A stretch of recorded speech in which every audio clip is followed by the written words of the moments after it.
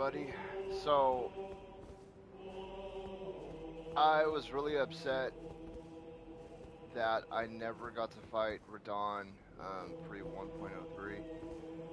I heard he was a very challenging fight, and I was actually looking forward to him. And the first time I got to him, I smacked him in like 2 hits.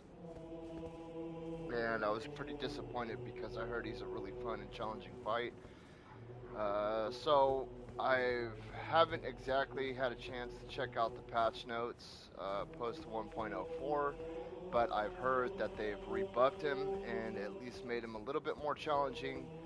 Because I'm not gonna lie, for being a key point in this game, it was pretty disappointing and kind of a letdown that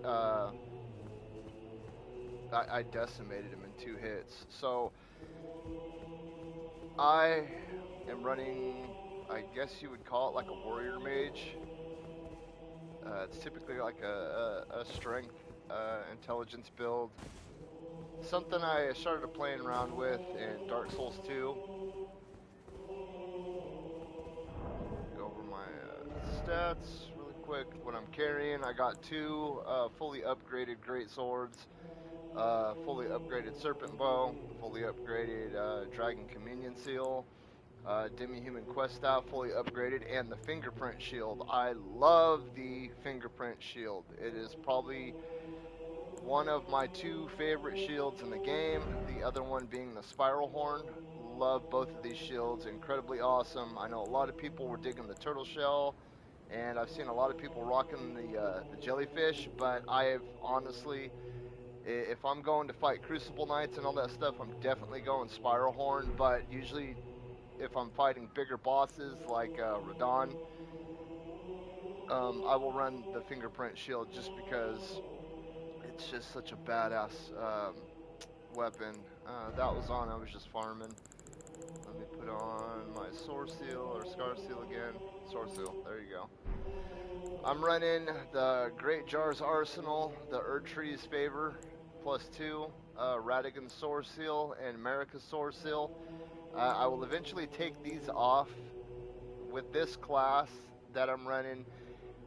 Um, I really have to sacrifice a lot with both its primary strength, but I'm sacrificing a lot of what you would need to build up a strength for a lot of the spells and stuff that I cast. It's kind of a pain in the ass build to make because I really have to be a high level to dump enough points into both of these to use the weapons that I want to use.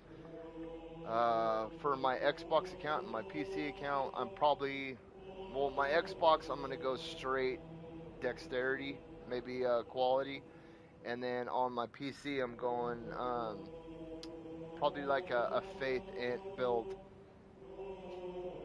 like quality caster, I should say. I don't know.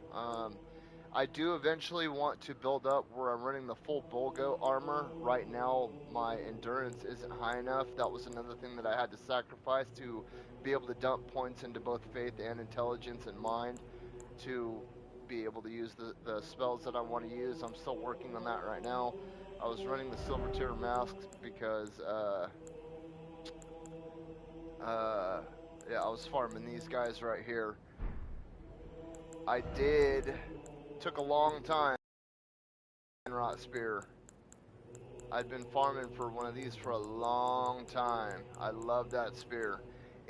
One thing I really do like about this game is that when you're farming for enemies' weapons, it gets to a point where I felt like you almost couldn't get some of these things. That's how long I was farming some of these. I mean, I farmed these for probably 5 hours straight.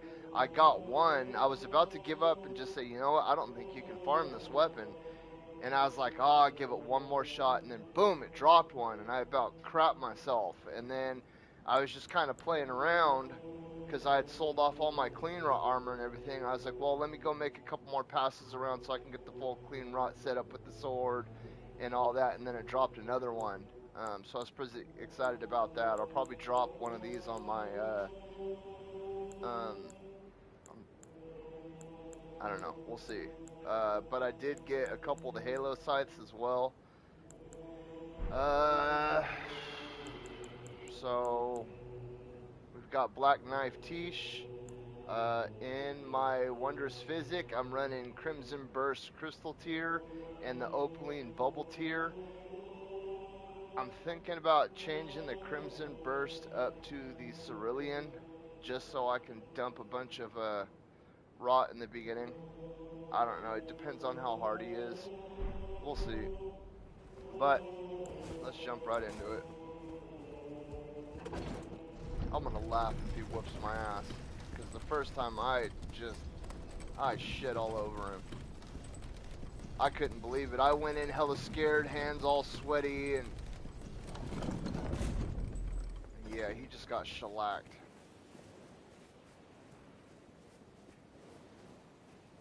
You know, one thing that I have noticed about Elden Ring is the world is incredibly beautiful when you look around.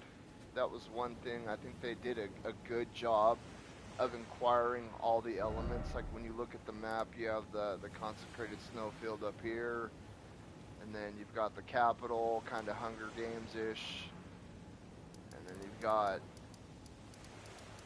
your water / swamp area over here. You know, you got your lava area up here, and then you've kind of got your hellish area over here, and then you've got your basic, the Hobbit begins his journey in a beautiful area over here. What is that, the Shire? Yeah, this is the Shire. A whole bunch of hobbits is there. Oh my god. I do have to say, Elden Ring is probably not my most favorite FromSoft game, but it still definitely is up in my top 10. Let's go.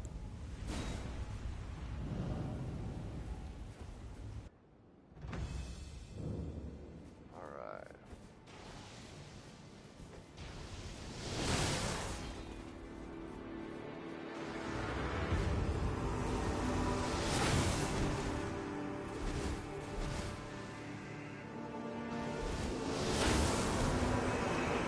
See how little damage I'm taking? I mean, he's knocking my ass back, but still. But I'm just taking such a little amount of damage.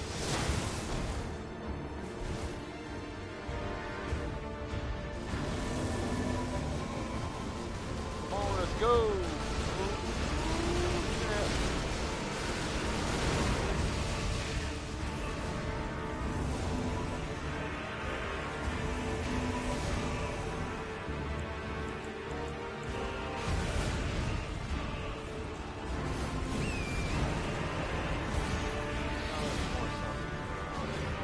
I wanted to see how many people I could summon up. I know there was a bunch of them around, but I wanted to see who all got in on this battle. I guess it's everybody. Oh wait, is someone? Alright.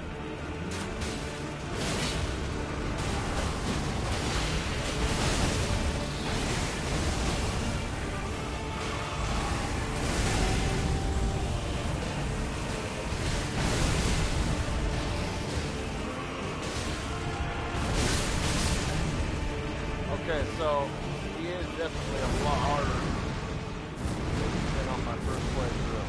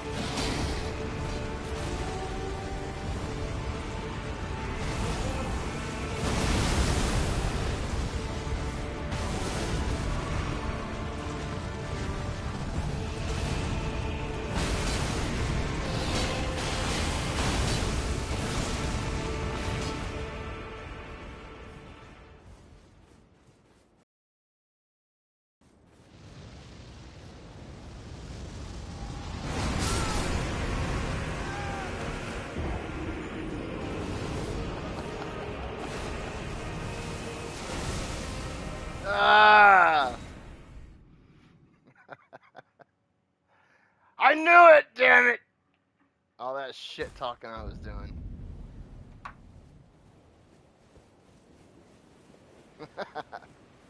Alrighty then.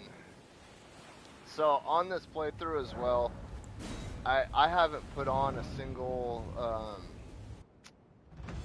Great Rune. I don't know why. I don't like falling back on the Great Runes. I think it's just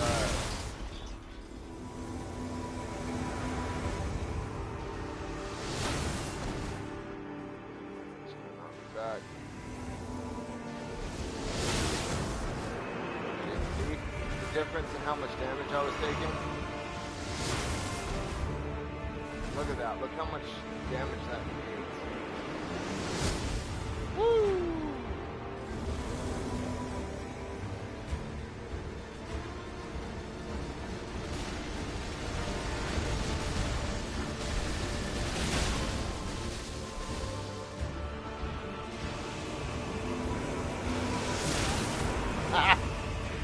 Come on, get up.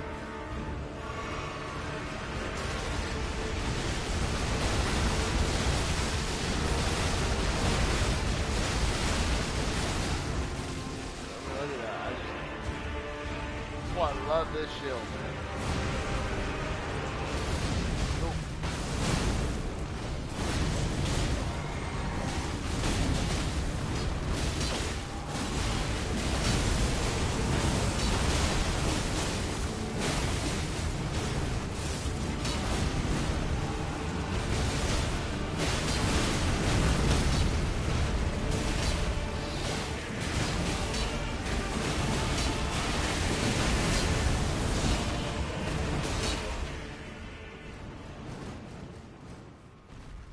This is where I should have used my fifth again. Dead?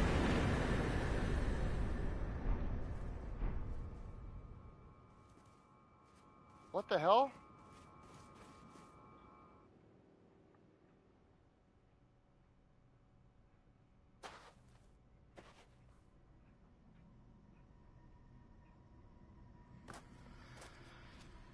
Damn it!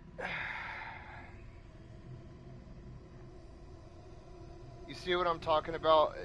So, I'm actually really pissed because I heard so many people say that before 1.03 that he was just like people were snapping their controllers in half, you know what I mean? Like not Demon Hatred or Nameless King hard, but he was still pretty damn hard. And I don't know. I mean, this is also off the words of people who've never played a Souls game before too, so I don't know. It's hard to judge. But I know that the same time or the first time I went through this and I fought him, I just went up and I did 2 charge attacks. Boom. And then hit him again. And in combination with all the summons and all that stuff, I was just like, damn, this is disappointing. You know what I mean? And I see all these videos of all these turd bags that are like, oh my god, Elden Ring, it's too hard, it's too hard, it's so hard. I honestly think that Elden Ring is probably the easiest FromSoft game to come out. And that's what's devastating. And like I said, I'm not knocking the game in any way, shape, or form. I'm glad that they tried to appeal to a larger fan base, but at the same time, I want that Dark Souls challenge. I want that feeling of when I finally beat somebody, that great feeling. And those of you guys that have played FromSoft games before know what I'm talking about. When you've got your ass whooped by somebody like 50 times in a row, and then you are down to the wire, you're swinging your sword, and then you get to that moment where you're like, ooh, should I block or dodge, or should I just take that one last swing and maybe, and then you go for it, and boom, it says, victory. You know that feeling that I'm talking about right there, and that's what I was looking forward to. I didn't want to come into a main key boss and smack him twice with my sword and the fight be over. That's bullshit. I'm not saying that I want, you know, those stupid little insane Mario level type difficulty, because, you know, with being the age that I am, and, you know, having to go to work 60 plus hours a week, and, you know, having to take care of my stuff at home and all that, I don't really have the time to put in to get that good anymore. But I don't know. At the same time, I was just, it was very lackluster. Very cool cutscene in the beginning. Uh, for those of you who haven't seen it or haven't gotten to this part yet, do not skip the cutscene. The cutscene is badass. There's Lloyd. There's old Alexander, the digging pot. You know, the first time I played through this game, I went to a town called Jarburg. And if you guys are looking to complete all the quest lines and all that, when you get to Jarburg, don't kill all the pots. Yeah, I know pots are bad guys in these games, and from what I've heard from the lore, that red shit that's inside of them, you see that red goopy stuff inside? Well, that's technically the lid. But inside of the jars is like the souls and decomposing matter of the warriors that they've defeated. So technically, if you've ever died to one of these guys, you're inside of there. And that's what gives them their strength and their power, and I'm assuming how they grow. The bigger they are, that means the more warriors they've consumed. So, but when you get to Jarburg, it's like a town of pacifist pots. And there's a quest line that's related to this guy right here. And so I came in, I picked up all the little flowers and shit that are around, and then I smacked all the jars. Now, killing all the jars isn't what matters. There's one in particular that's sitting up on a stoop. So when you come in, you'll be at the Grace, and you're looking at Jarburg like it's out in front of us right now.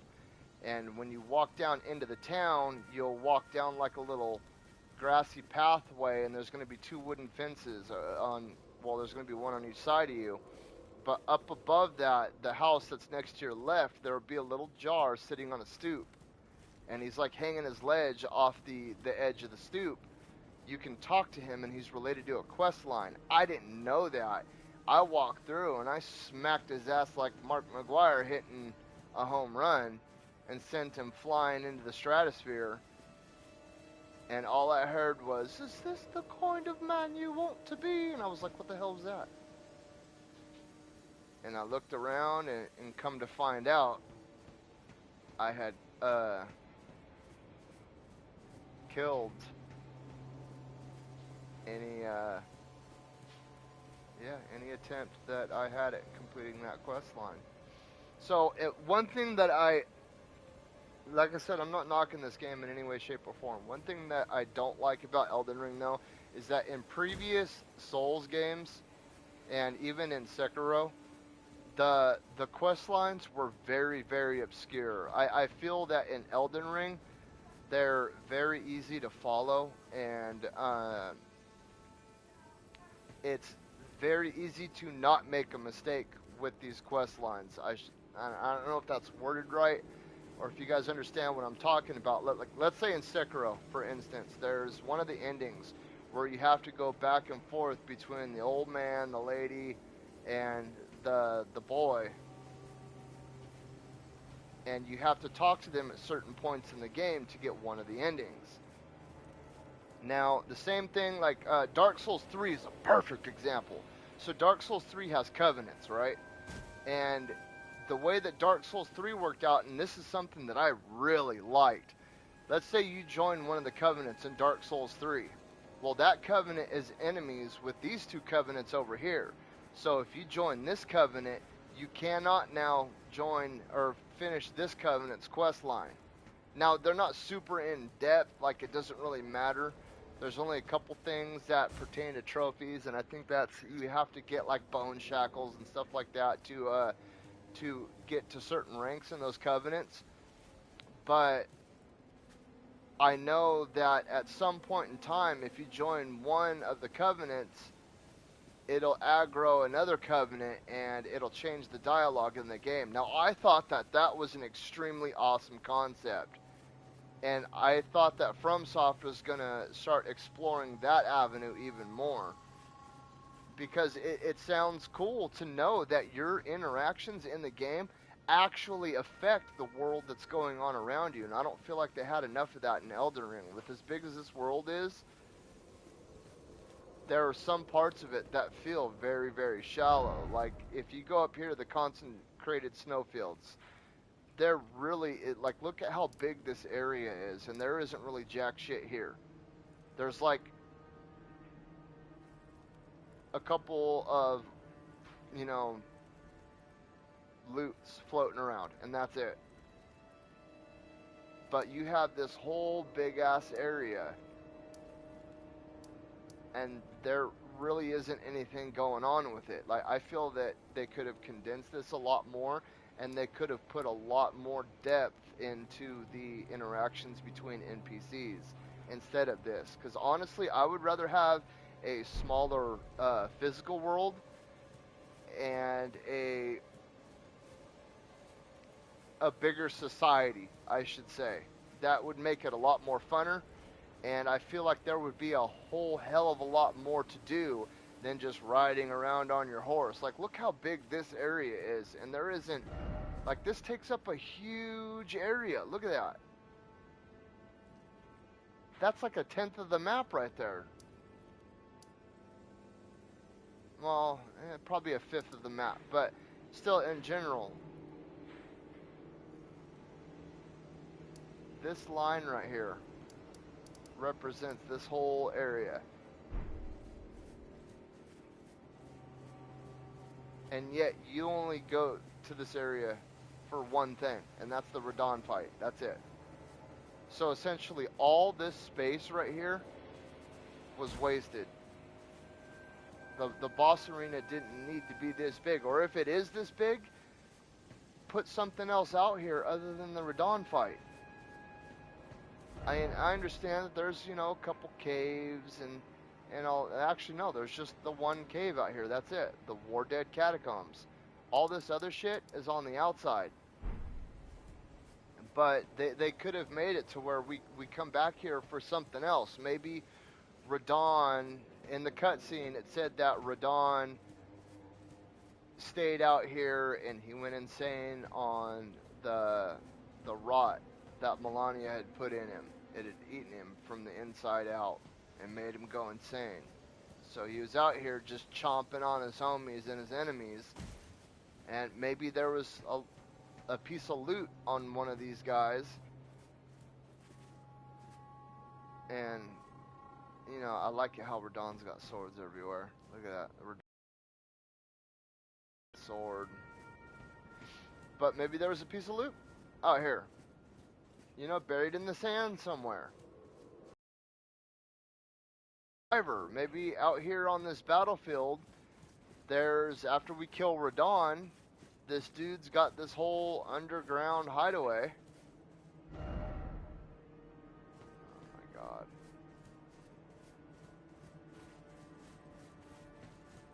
And, you spark up a whole new quest line out here, and then you find out there's like a whole underground city. Now, granted, you do have this whole area over here, but even then, look how far away that is. That's more under Caelid over here. And that's the kind of stuff that essentially bugged me about this. Other than that, I really have very few complaints about the game. I honestly don't understand what all these people are complaining about. I see a bunch of hate videos on Elden Ring, and Elden Ring in itself is a fantastic game. It destroyed the sales for this year. You know what I mean? And look, there's no pay to win. There's no live service. There's no vault shop where you got to go spend your googly coins that you paid for with real money. You know, it's just a game.